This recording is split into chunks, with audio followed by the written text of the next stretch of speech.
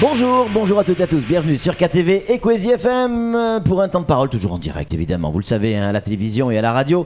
Notre invité aujourd'hui n'est autre que Hassan Abdallah, l'ancien maire de Mamoudzou. Et oui, il est actuellement conseiller municipal dans la majorité actuelle et c'est la première fois qu'on le reçoit sur Kwezi et on en est ravi. Monsieur le maire, bonjour. Bonjour Patrick. Merci d'avoir accepté. Moi aussi je suis ravi d'être là. Ah, c'est très gentil d'avoir accepté notre... Vous m'avez souvent demandé de venir. C'est vrai. Et vous avez toujours refusé.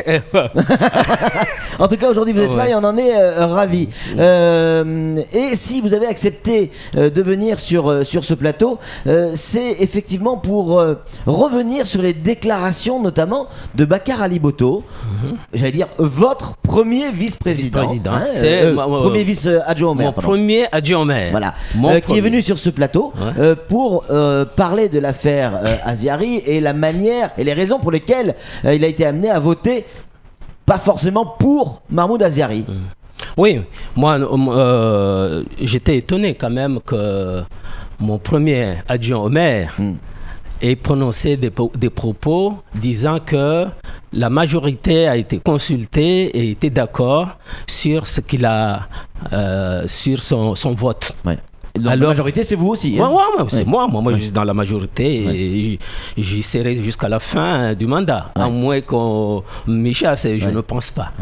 Alors, donc, j'étais quand même surpris parce qu'à aucun moment, le sujet a été soulevé dans la majorité, je veux dire. Donc, je voulus venir et je ne suis pas le seul, hein. Je ne suis pas le seul à s'être inquiété sur ces propos. Vous avez consulté le maire? Vous lui avez posé la question? Oui. Le mercredi, le lendemain des propos, donc j'ai interpellé le maire. Mais Bakar n'était pas là, il était ici à ce moment-là, d'après ce que j'ai compris. Donc le maire a reconnu, et ça devant les autres conseillers, qu'il n'a pas voulu soumettre la question à la majorité parce qu'il ne voulait pas qu'il y ait des problèmes au niveau des conseillers. Alors que ça aurait été la meilleure façon de départager les personnes sur cette affaire. Donc ça veut dire quoi? Quand Bakar Ali Botto dit qu'il a le soutien de la majorité sur cette décision, que c'est en fait il donne ce vote parce qu'il est couvert par la majorité, c'est pas vrai. Ah non, c'est faux. C'est faux. Ça veut dire quoi? Que Bakar Ali Botto a menti? Oh oui. Est-ce qu'on peut dire, il a pris ses responsabilités de voter, et ça regarde que lui. Ça regarde que lui. Hein. Vous, personnellement, si vous étiez à sa place, qu'est-ce que vous auriez voté? J'aurais voté pour que le directeur reste. Pourquoi? Parce que c'était déjà ferré. Moi, il y a un vieux qui me dit toujours, l'affaire est ferrée. Donc, c'était déjà ferré et on l'a vu à la réunion aussi, on est dans le même cas. Donc, le directeur allait partir. Donc, mais pourquoi venir, en fait,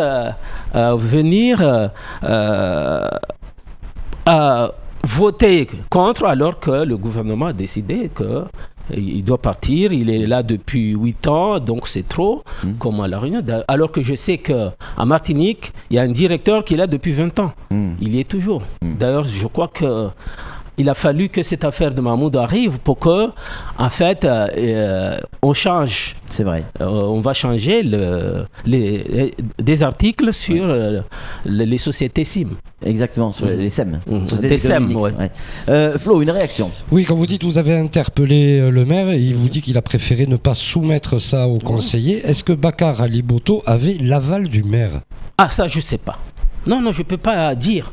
Parce que s'il y avait une discussion dans la majorité et que le maire décide devant les autres de lui donner l'autorisation de voter contre, ça c'est une autre affaire. Mais moi je ne peux pas dire que le maire lui a donné l'autorisation. Par contre, le maire a dit qu'il n'a pas voulu soumettre le sujet à la majorité. Voilà. Pourquoi c'était important pour vous de venir sur ce plateau, j'allais dire une semaine après, pour en parler? Alors, on ne peut pas être associé à ce vote-là. D'accord. Voilà, c'est ça, c'est simplement ça. Ouais. Et quand je dis on, c'est pas seulement moi, je l'ai dit au début, c'est pas seulement moi. Il y en a d'autres. Non mais pourquoi en parler aujourd'hui? Parce que la pression est forte. Vous sentez une pression extérieure, notamment du côté de Msapéré. Mahmoud Aziari de Msapéré, vous êtes de Msapéré également. Pas seulement Msapéré. Ouais. C'est dans toute Mayotte. Moi, tout à l'heure, je reçois que quelqu'un m'envoie un texto, comme il savait que je venais ici. Il m'a dit, on te soutient, c'est ça, parce qu'on ne peut pas laisser passer ça. Ouais. Voilà. Donc, c'est pas seulement Msapéré, parce que c'est pas une affaire de Msapéré. Non, c'est une affaire de Mayotte. On ne peut pas continuer à battre nos cadres. Mais c'est ce qui se passe dans ce pays. Et on ne bouge pas le petit doigt. Il y a beaucoup de gens qui restent chez eux et qui attendent que ça se passe. Non, on ne peut pas continuer comme ça. Comment on va développer ce pays si les enfants de ce pays n'y participent pas? Et participer, ce n'est pas seulement avoir une pelle à la main, mais il faut de la matière grise. Et on en a. On a plein de jeunes ici. C'est vrai. Mais pourquoi on ne leur donne pas leurs responsabilités? C'est ça. Hein? Bon, moi, j'ai toujours voulu que les jeunes soient mis en avant. Ceux qui ont des diplômes, ceux qui sont partis à métropole se former, qui puissent avoir se former, faire des études et leur chance. Qu'ils viennent ici parce qu'ils connaissent le pays, ils peuvent mieux appréhender les problèmes et puis développer le pays. C'est le cas notamment de Ibrahim Bahidja. Ibrahim Bahidja. Ouais. Alors, est-ce que Mamoudzou a changé depuis l'époque où vous étiez maire? Je ne parle pas forcément d'infrastructure, mais dans la mentalité, dans le fonctionnement, dans l'attitude. Vous parlez de notre jeunesse, on parle d'insécurité de plus en plus du côté de Mamoudzou. Est-ce que ça a changé, monsieur le maire? Ce que je peux déplorer, c'est l'insécurité. Oui. Parce que de plus en plus, aujourd'hui, c'est invivable. C'est bien pire qu'à votre époque? Ah oui, c'est pire. Mais il faut voir, tous les jours, il y a des bagarres. Les jeunes se tapent dessus. Première chose. Deuxième chose, les cambriolages. Même si, j'ai vu il y a une semaine ou 2 semaines, qu'à Mamoudzou, ça a diminué de quelques pourcents par rapport aux zones rurales. Mais les gens vivent enfermés chez eux. Dans la peur. Ça, dans la peur d'être un jour cambriolé ou bien... Vous qui connaissez bien cette ville, monsieur le maire, Mamoudzou, voilà, c'est votre ville. Hein, c'est quoi la solution? Comment on peut régler le problème?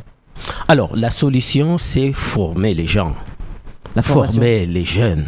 Ça, c'est la solution, la meilleure des solutions. Mais comment parce qu'on a plein de jeunes qui sont là, qui font rien. Ils quittent l'école et ils font rien. Dans les centres de formation, moi je sais, hein, ils font le tour des centres de formation, mais au bout. Mais il n'y a rien. Quand ils veulent travailler, il n'y a pas d'emploi. C'est ça en fait le gros problème. Donc, est-ce qu'on peut aujourd'hui dire à ces gens-là de se calmer, mais se calmer comment? Alors qu'ils n'ont rien. Donc il faut former les jeunes. Ça, c'est la chose la plus importante. Former les jeunes. Et je crois qu'on arrivera à juguler un peu, hein, parce que là, on est allé trop loin.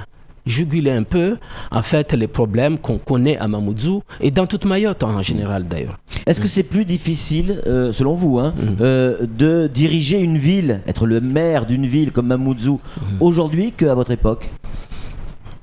Aujourd'hui, c'est plus difficile. C'est plus difficile, pourquoi? C'est plus difficile parce que les problèmes sont empilés. Je vous donne, par exemple... la réglementation qui arrive, c'est aussi un souci? Oui, c'est un souci. À l'époque, concernant les écoles. Oui. Quand j'étais là, il manquait 90 salles de classe. Oui. Aujourd'hui, il y en a 190. Pratiquement 200 salles de classe qui manquent. Donc, on empile les enfants dans les salles de classe parce qu'il faut les prendre. Il y en a qu'on ne peut pas prendre. Vous voyez? Donc, c'est plus difficile aujourd'hui. Moi, je suis dans la majorité, je vois. Donc, c'est plus difficile de gérer aujourd'hui. Bon, autre chose, c'est qu'il nous faut des cadres. Ça, on va dire, ouais, mais ça c'est son dada, oui. On ne peut pas diriger une collectivité si on n'a pas des cadres. Des cadres bien formés, expérimentés. Et ça, c'est ce qui manque dans beaucoup de communes à Mayotte. À Mamoudzou, on essaie. Le maire, qui est très attaché à cela aussi, aujourd'hui, essaie d'avoir des cadres. On a gardé ceux qui étaient là. Et il a embauché le DGS.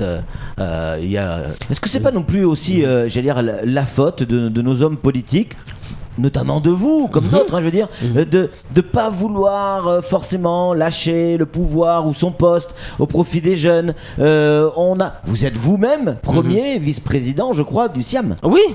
Pourquoi ne pas laisser ce poste à un jeune, par exemple? Ah oui, mais... Avec tout le respect que je dois, monsieur le maire. Hein. Ouais, mais j'ai laissé le poste au président. Hein. C'est vrai, à Bavie. N'oublie pas que c'était moi le candidat. C'est vrai. Et j'ai cédé la place. Hein. Sans problème. C'est vrai. Sans problème, j'ai cédé la place. Sans négociation. On a négocié, mais sans contrepartie. D'accord. D'accord. Donc la jeunesse aujourd'hui doit retrouver les responsabilités de nos entreprises et de nos institutions. Oui, exactement. C'est ça. Et si on veut aller loin, il faut que, en fait, les Mahorais participent à leur développement. Mais comment vous le savez, monsieur le maire, mais quand on n'a pas les moyens, participer comment? Qu'est-ce que vous allez dire à un jeune qui est dans la rue, il participe au développement de non, pas ces jeunes-là. On a des jeunes, vous savez qu'on a beaucoup de jeunes qui sont rentrés de la métropole avec des diplômes. Oui. Mais quand ils cherchent un emploi, on leur dit « Ouais, mais vous n'avez pas d'expérience. » À chaque fois. Oui. Donc, il y en a plein. Mais ceux-là, au moins, s'ils pouvaient travailler, acquérir de l'expérience, parce que l'expérience, ça ne tombera pas du ciel. Il faut qu'ils travaillent d'abord. Alors, certains disent, ouais, mais ils doivent rester à métropole, acquérir de l'expérience. Mais là-bas, c'est encore plus difficile. Vous savez très bien qu'ils puissent trouver un emploi là-bas. Donc, ils rentrent ici et on leur dit, écoutez, vous êtes encore trop jeunes, donc vous n'avez pas d'expérience. Mais à quel moment ils vont acquérir cette expérience s'ils ne travaillent pas? Voilà, c'est ça. Est-ce que le maire d'aujourd'hui, pour conclure, est-ce que le maire d'aujourd'hui s'appuie sur vous, sur votre expérience, sur votre sagesse? Oui, souvent. Sur ce que vous connaissez de la ville? Oui, souvent on discute. Hein. Ouais. Parce que n'oubliez pas qu'il a été mon deuxième adjoint. C'est vrai. Donc on a des relations très proches. Ouais. Donc on discute souvent et justement, ça vous fait pas bizarre d'avoir comme maire votre ancien deuxième adjoint? Non, mais c'est ça. Les gens disent ouais, mais lui il était maire puis il est un simple conseiller. Mais c'est pas ça. En fait, certaines personnes voient mais c'est le pouvoir. Moi c'est pas ça. Ouais. Moi je veux aider. C'est ça en fait aujourd'hui. Ouais. Je vais aider à développer ce pays et la seule manière c'est d'être dans les affaires. Sans pour autant avoir... Parce que on me proposait avoir des responsabilités. Oui. J'ai dit non. Bon, moi, je suis là pour aider. Et donc, j'ai fait mon temps.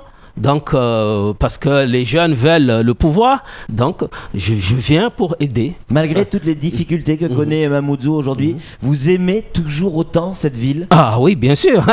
C'est ma ville de naissance. J'ai vécu, même si j'étais parti pendant 20 ans. Hein. Mais et ça me donne encore plus de force parce que j'étais pas là pendant 20 ans et j'ai pas vu l'île se développer. Donc, ça me donne encore plus de force d'apporter ma pierre aussi. Voilà. C'est ça. Toujours autant de patates et de pêche. Patates, toujours. Ouais, voilà. En tout cas, merci.